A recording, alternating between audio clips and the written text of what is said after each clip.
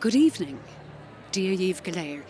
Is mise Doireann Ní Bhriain is chuir fáilte roimh chuig opera night a chréile beo ón Ceolfhoireann Náisiúnta Leabharlann. Tonight, Opera Theatre Company present a concert performance of what was until now a lost operatic treasure, Robert O'Dwyer's full-scale opera Eithne.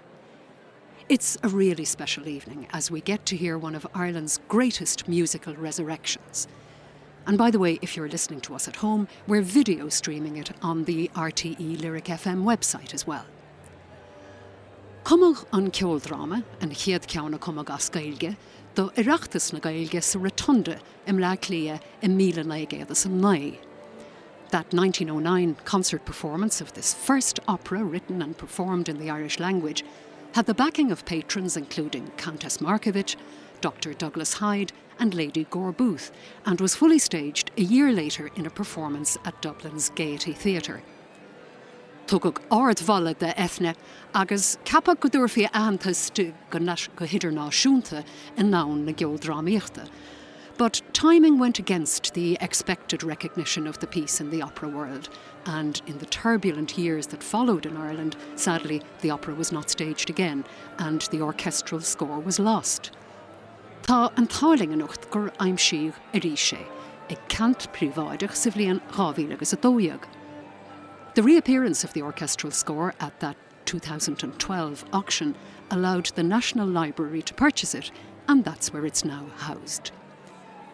Ceir Robert O'Dwyer mar sin. Commodore agus orgánaí a ba a tháinig go hÉireann ag deir na naisiúnta. O'Dwyer, born in Bristol of Irish parents, settled in Dublin and conducted the choir of the Gaelic League from 1901. He was appointed to the Dublin Corporation Professorship of Irish Music in 1914 and in 1929 was appointed the first Professor of Irish Music in University College Dublin. Tá tunnachar tradiisiún orpach na ceoldráma le braga láidir sa cheol, tunnachar Dvorak agus Wagner ach go háirithe. So we'll hear shimmering strings, hunting horns, luscious orchestrations with soaring vocal lines, some rousing choruses, and lyrical arias that sit well in the Irish language. Tá gáithníomh in Eithne nó éan an cheoldmhín, the bird of sweet music sa bhéarla. Is tá sé bunathe sean scéal ó bhéilidas na hÉireann, scéal grá, casta go leor atá an. It's an intricate love story involving Eithne, daughter of the King of Tír, Ceannt, the son of the High King of Ireland, and his two stepbrothers, Arth and Nearth. Her father has sent Eithne to earth because earlier, while jealous, he transformed her mother into a bird. The beautiful but desolate Eithne is doomed to wander the earth until she finds a mortal hero to break the spell and release her mother. In Act 1, a crowd gathers to elect the heir to the High King of Ireland. The warriors wholeheartedly nominate Cearth, the courageous prince and one of the king's 3 sons. But Duffach in the chorus and his supporters claim that Cearth is a traitor who killed the king's beloved hound and should be banished. Nuala, who looked after Cearth after his mother died, tells his father that it was actually Cearth's half-brothers, Nearth and Arth, who did the deed.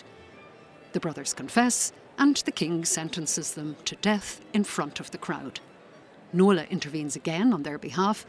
As the king becomes increasingly captivated by Nuala's words, we hear a magical bird-like motif on the flutes and clarinets. The crowd reacts angrily to Nuala's audacity in speaking to the king, but he abruptly pardons Arth and Nearth, endorses Cearth as his heir, and calls on everybody to join him in a hunt.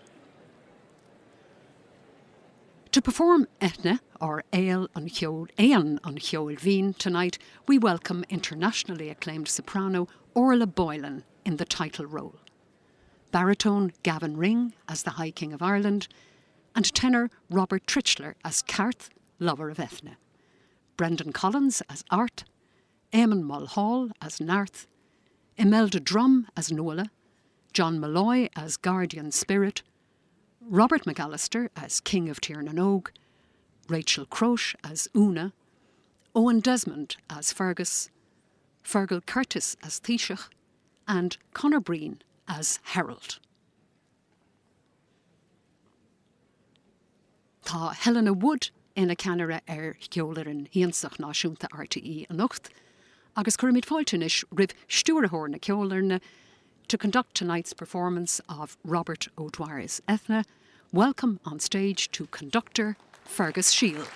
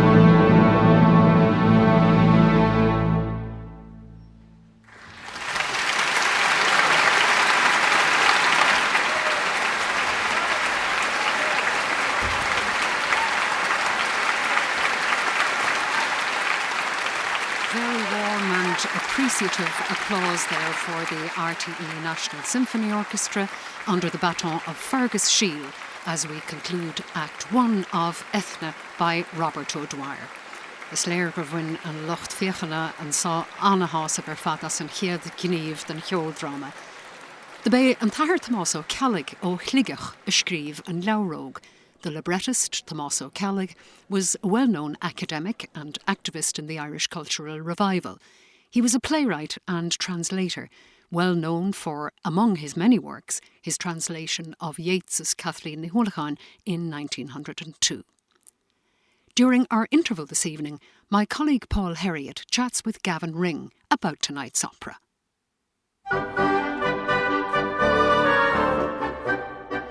This is Opera Night on RTÉ Lyric FM.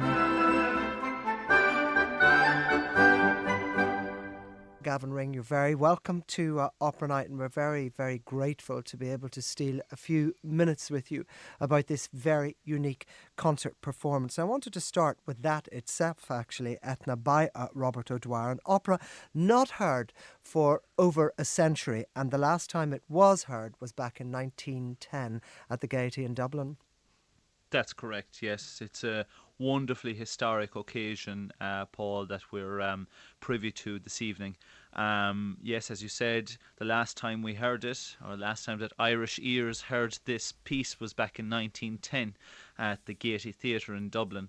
And I suppose at the time it was championed as a wonderfully new, fresh, vibrant expression of the new sort of national Irish consciousness that was very much in the ether at the time. You know, people like Douglas Hyde and Countess Markievicz were really to the forefront in promoting this piece at the time, and their philosophy, so to speak, about, you know, how Ireland was to figure within the context of the world and within the context of Europe was very much to the forefront of their own philosophies with regard to Irish nationalism and Irish national consciousness. So this is very much an expression of that, and a very much a statement of intent at the time to say that, you know, we have this marvellous, rich indigenous culture and heritage and music, but that we're presenting it very much within the context of being an international society, a cosmopolitan society, and a European nation. And Gavin, when we sort of pinpoint this particular form of expression, opera itself, how prolific do you see the connection being between, say, opera and the Irish language? Well, I suppose it's quite sparse. The manifestations of opera in the Irish language, certainly to the best of our knowledge, it has been far and few between. But at this time, you know, there was actually somewhat of an influx. Eithne is in fact the second of three works composed in the Irish language at that particular time. There was one composed in 1903 by a guy called Thomas O'Brien Butler, who was actually incidentally from my hometown of Carrick-Siveen in County Kerry. And we had Robert O'Dwyer's Eithne in 1909, and then we had Shrunna Muile by Geoffrey Molyneux Palmer in 1923. So it was all a part of this wonderful cultural revival, general cultural revival that was taking place in Ireland at the time. You know, you obviously had the world-renowned literary revival, but you also had this incredible language revival, and just overall sort of a re-engagement with Irish traditional subject matter, folklore, music, dance, the whole thing. I mean, if you think about the time, you know, bodies like the Gaelic Athletic Association were being set up, chun na Ghaeilge. It was a time of intense cultural synergy, and of course, I suppose maybe what is not altogether, or certainly what's not people mightn't be aware of, is that opera actually figured in that cultural matrix. And as I say, opera in the Irish language was something that was really pushed by Conradh na Gaeilge at the time, as I suppose they looked to their European counterparts when you had cultural and nationalistic movements throughout the continent who would have used opera, or opera presented itself certainly as a really strong vehicle for the dissemination of new nationalistic thought and consciousness. So it was very much in that vein of things, very much in that European zeitgeist of romantic nationalism. And Gavin, can you tell us a little bit more about Robert O'Dwyer himself? So yes, Robert O'Dwyer was born in Bristol in 1862 to Irish parents, and he trained in Bristol as a young man, and then in London. And he started his career off, believe it or not, as a tenor. He wanted to be an opera singer, and he began to tour with the infamous Carl Rosa Company and all these. Really, really famous touring companies around Great Britain at the time. And it was actually in 1891, they were doing Wallace's Maritana, believe it or not, in Sheffield at the Lyceum Theatre there. And he had experience from training as a chorister and as a choral master and as an organist, as a conductor. And the conductor of the Maritana performance that night became ill, and Robert was asked to step in. And that went very well. And I suppose what that did then was that opened the door to conducting, and he found himself more at home in that. And then out of that then came composition. And I suppose he really began to find his feet as a composer when he came back to Dublin in 1896 and settled there.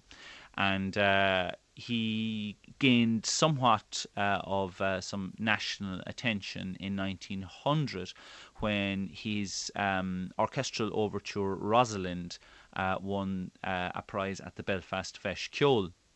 And he became involved then very heavily in things like he became a member of Chun and the Ghaeilge. He became very outspoken in terms of cultural and artistic nationalism. I suppose he became somewhat of a leading voice in the establishment of an Irish National School of Composition, or Irish Art Music School of Composition, with the likes of Esposito and Larcher and these people.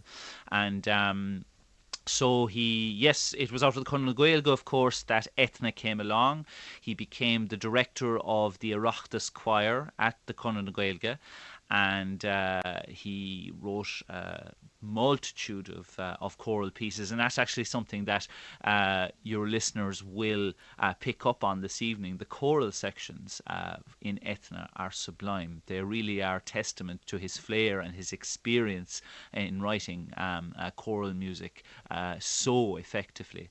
Again, as I was alluding to earlier, Chun and Ghaeilge and all these people like Douglas Hyde and Countess Markovich, and even Terence McSweeney as well, who would have mentioned the possibility of opera.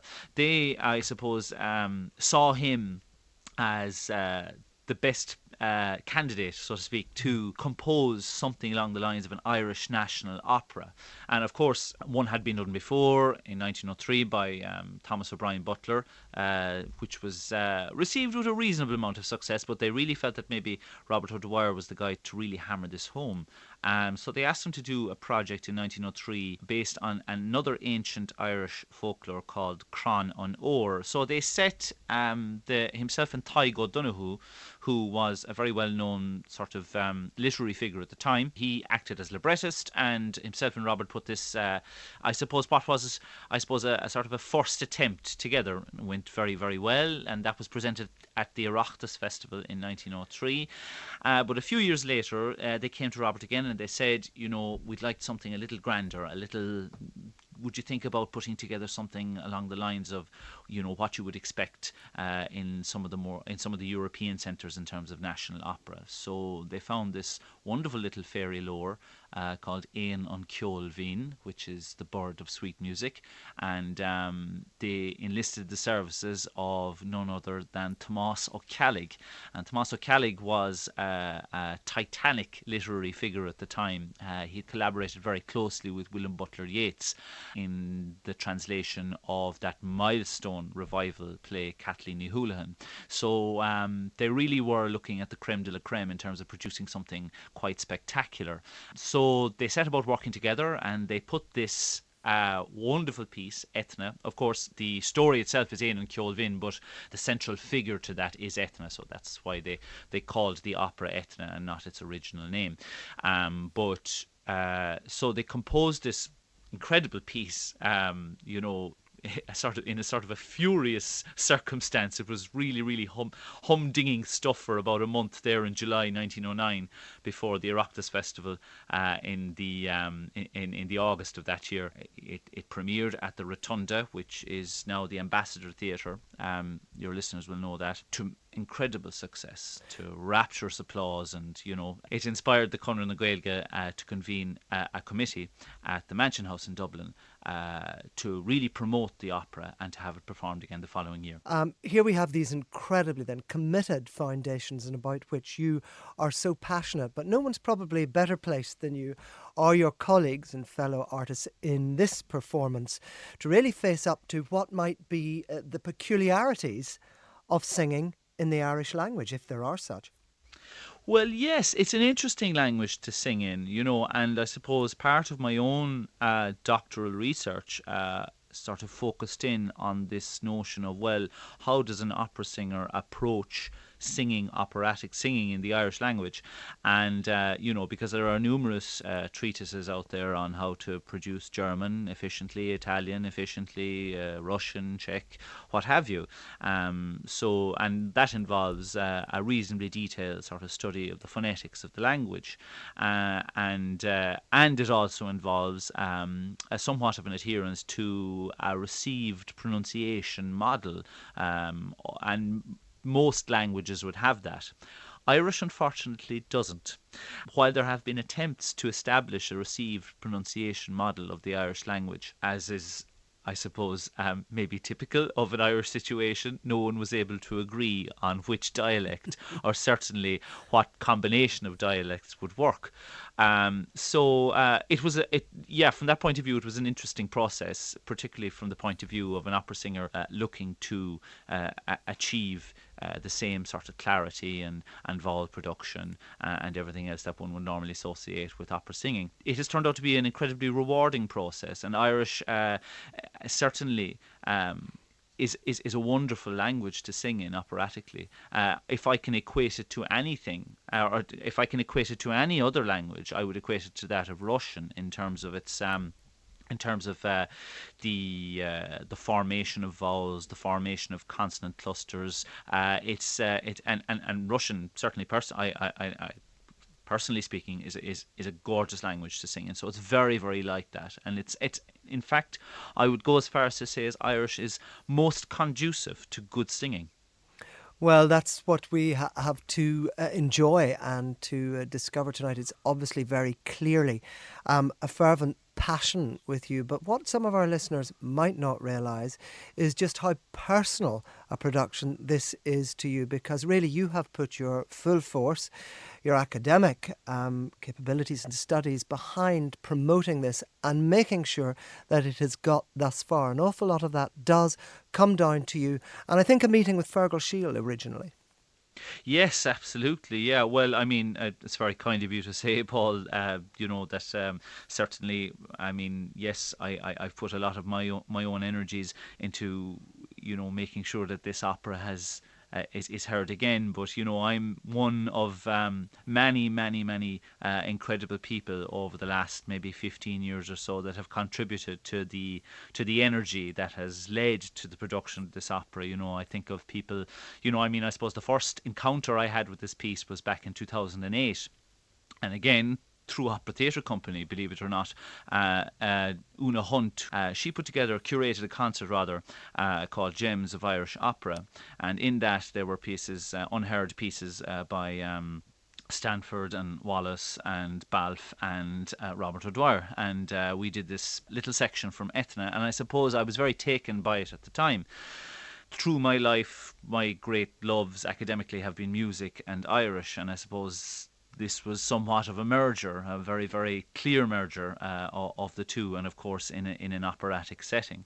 But it wasn't until a couple of years later when I decided to do a doctorate at the Royal Irish Academy of Music that I was looking for a subject matter for my thesis, and so I honed in on this. I remember somebody saying to me, if you're going to do a thesis, make sure that you pick a subject that you like, because that is the only thing that's going to get you through the long, hard slog of doing doctoral studies. So I honed in on this anyway, and yes, perchance I met Fergus. Fergus and I are old colleagues and old friends at this stage, and he was asking me what I was up to, and of course I told him about my research, and of course it pricked his enthusiasm, such as his sort of mercurial abilities to be able to sort of hone in on something that's worthwhile.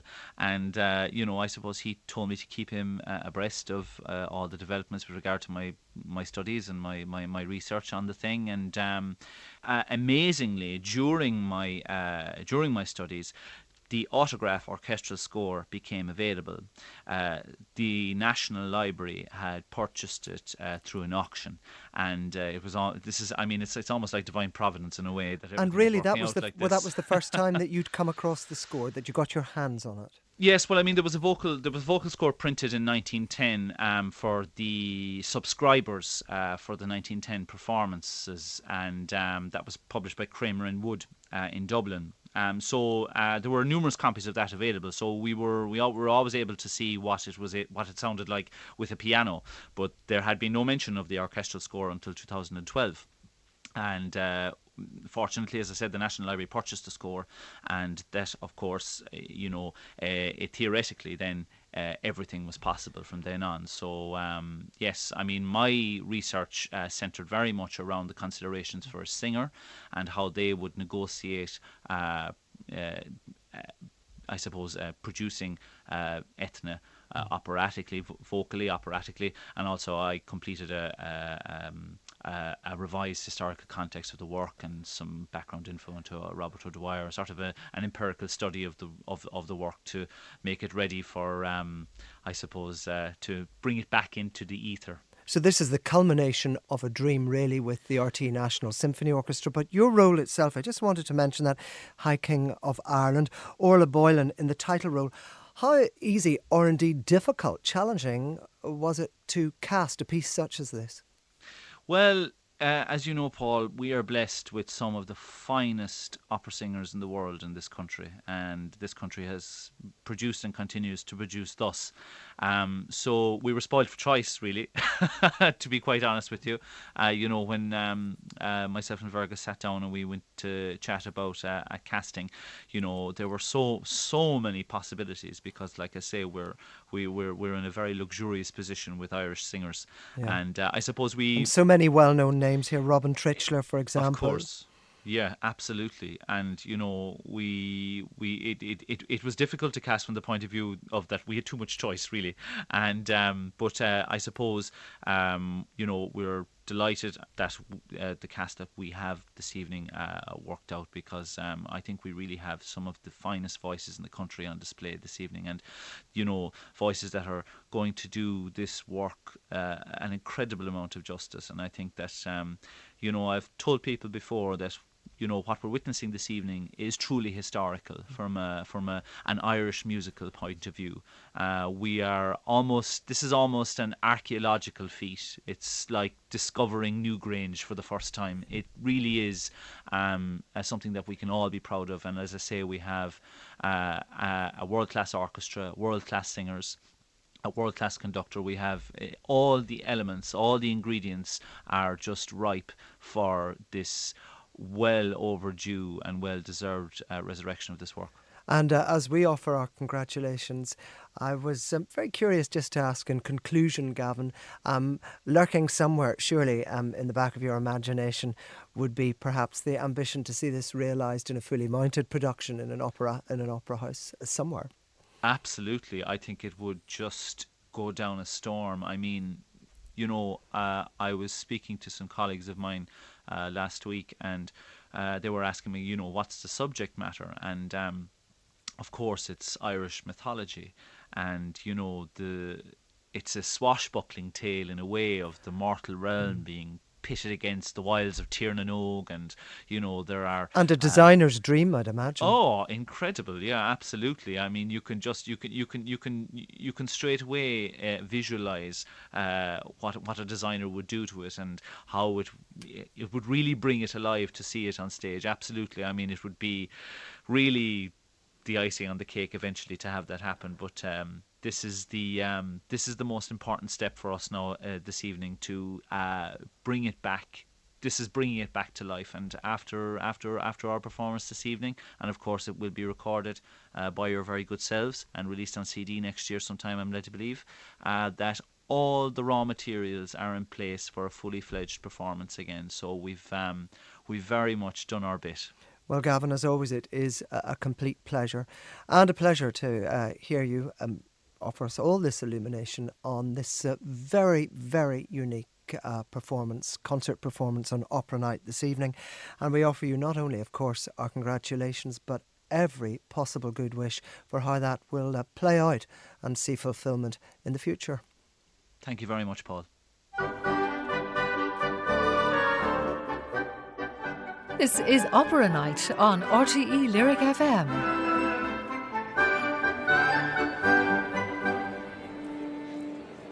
Paul Herriot talking there to Gavin Ring. Cora fierce speisiúil faoi chun sa hála gur tháinig an ceoldráma Eithne le Robert O'Dwyer chun solis agus an cúlra a bhaineann leis. What a fascinating insight that was into the resurrection of Robert O'Dwyer's opera Eithne tonight here at the National Concert Hall. And here's hoping Gavin Ring achieves his dream of seeing a full production of it someday. In Act 2, Scene 1, the High King of Ireland wanders away from the hunt, entranced by a bird of sweet music, the magical flute and clarinet theme we first heard in Act 1. Cearth comes to find him. The king searches for the mysterious bird. Eithne appears, protected by a group of maidens. The king, Cearth, Arth and Nearth are all mesmerised by Eithne and all want to win her love. Eithne laments her fate as she endlessly waits for a hero to break the spell that holds her captive. The king and Cearth approach the guardian spirit who guards the gates of Tír na nÓg, the mythical land of eternal youth. Cearth takes on the spirit in a fight and overpowers him, gaining entry to Tír na nÓg. The spirit explains that the King of Tír na nÓg had angrily and impulsively put his wife under a spell in a fit of jealousy. We later find out that this was Nuala, whom we met in Act 1. He has sentenced her to life on earth, with their daughter Eithne under a spell to attract the attention of warriors. The king is remorseful of his rashness, but is powerless to undo the spell he cast. The only way it can be broken is if a powerful hero comes to Tír na nÓg to win Eithne in marriage. The spirit, having been overpowered by Cearth, recognises that Cearth may be Eithne and Nuala's salvation. He gives Cearth a magic ring, a sword and cloak as Cearth enters Tír na nÓg. In the second scene in Tír na nÓg, Eithne, again with her maidens, laments her sadness. She's given up hope that one day a hero will come. Many have tried and all have been killed. The maidens try to cheer her up, telling her that love is near. Cearth arrives and the two recognise that they're destined for each other. They fall in love. The King of Tír na nÓg arrives angrily and demands who the stranger Cearth is. Both men fight, and with the help of his magic sword, Cearth defeats the king. At this moment, the magical music from Act 1 is heard and Nuala returns. The king and his wife are joyously reunited and the spell is broken. Eithne and Nuala ask the King of Tír na nÓg to allow her and Cearth to marry. Her father states that they cannot be together until Cearth wins Eithne from those of his people who conspire against him. Eithne dutifully goes back to the mortal realm to await his victory, while Cearth continues on his quest. Then in the final scene, the guardian spirit is happy his work is done, and the king and queen of Tír na nÓg are reunited. Arth and Nearth argue over who should win Eithne, but Cearth claims her for himself. The herald announces the death of his father, and Carth is proclaimed the new High King of Ireland. Sa bhuireann áránathe an ucht tá Orla Boylan, Robert Tritchler, Brendan Collins, Eamon Mulhall, Imelda Drum, John Malloy, Robert McAllister, Rachel Croce, Owen Desmond, Fergal Curtis, Conor Breen agus Gavin Ring. Tá fáilte ais achar anois rih Ceolfhoireann Siansa RTÉ, Ceannaire Helena Wood agus rih an stúrathóir Fergus Shiel, don tháinig léamh de Eithne le Robert O'Dwyer.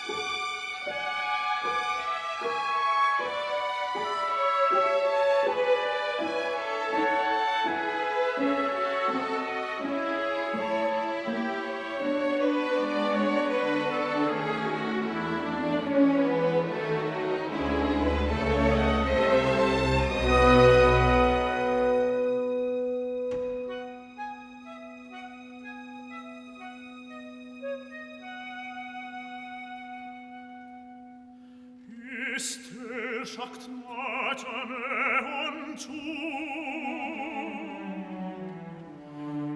I vadum kulkt kai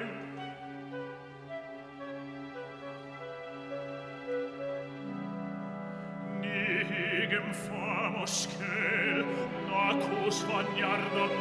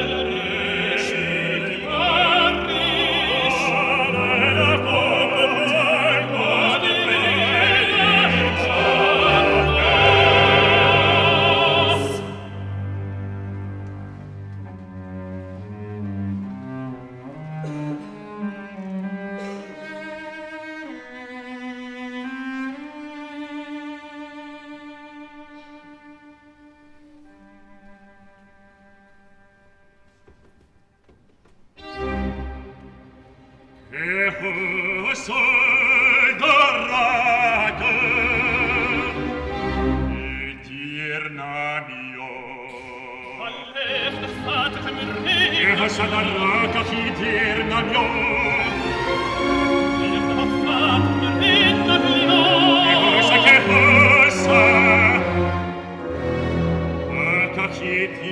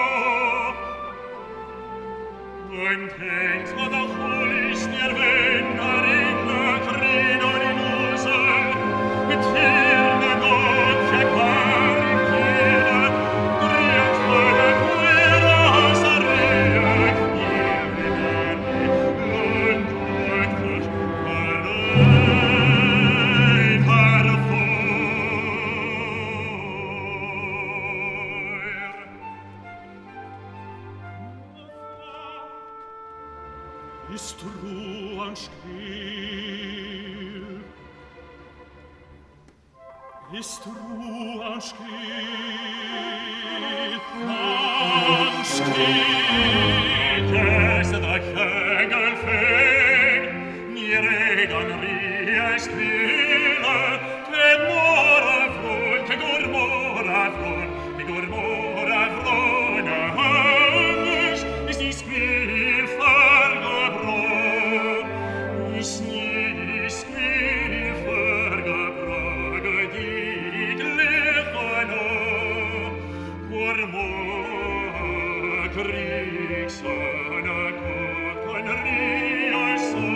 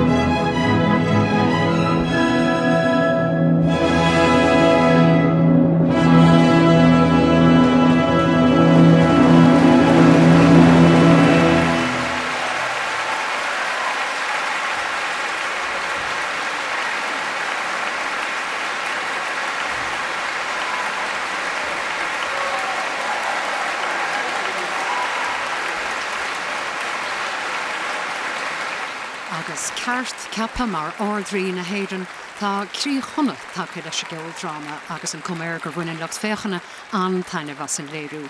Bóla bás bra láidir a bhuiirt chud an bhuireann ar fad.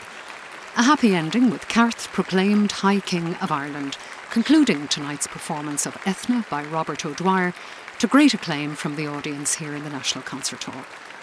In tonight's production you heard soprano Orla Boylan as Eithne, tenor Robert Tritchler as Cearth, lover of Eithne, Brendan Collins as Art, Eamon Mulhall as Narth, Imelda Drum as Nola, John Malloy as Guardian Spirit, Robert McAllister as King of Tír and Og, Rachel Croce as Una, Owen Desmond as Fergus, Fergal Curtis as Taoiseach, Conor Breen as Herald, and baritone Gavin Ring as the High King of Ireland.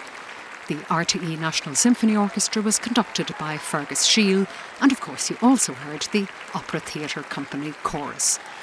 Mar a dúirt Gavin Ring san agal of Cholamar níos túisce bhí sim fé letheig Robardo Deir a gantan cór agus bhí córnaí hanocht an opera theatre chorus go háling ar fad.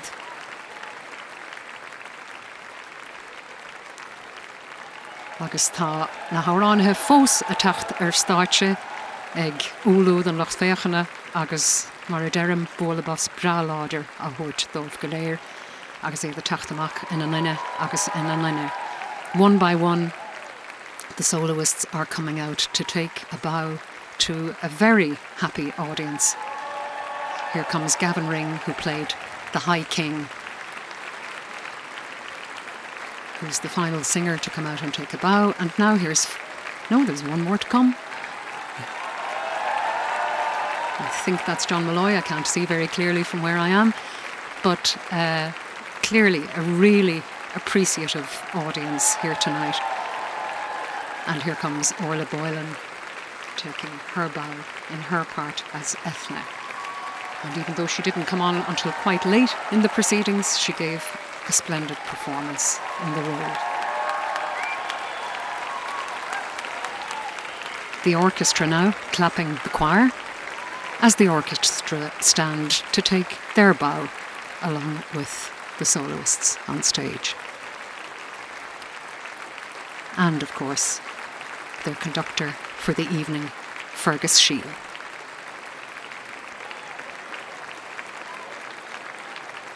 Well, sinna bhfuil wemhéin Doireann Ní Bhriain sa Ceolfhoireann Náisiúnta anocht. Buchas live galéir as for Goldwater. On tonight's sound team were Ciarán Dunn, Ruth Kennington and Ben Connellan. Many thanks to our producer, Gail Henry, and our production coordinator, Ian McGlynn. You can listen back to tonight's performance on rte.ie/lyricfm/opera-night and watch our video stream of the opera on the web page as well. But it's time now to hand over to Ellen Cranich and the Vespertine.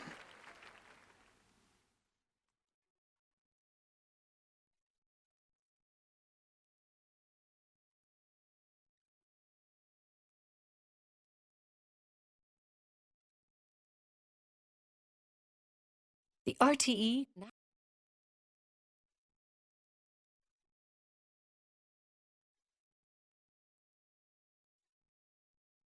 The RTE National Symphony Orchestra. Love your orchestras.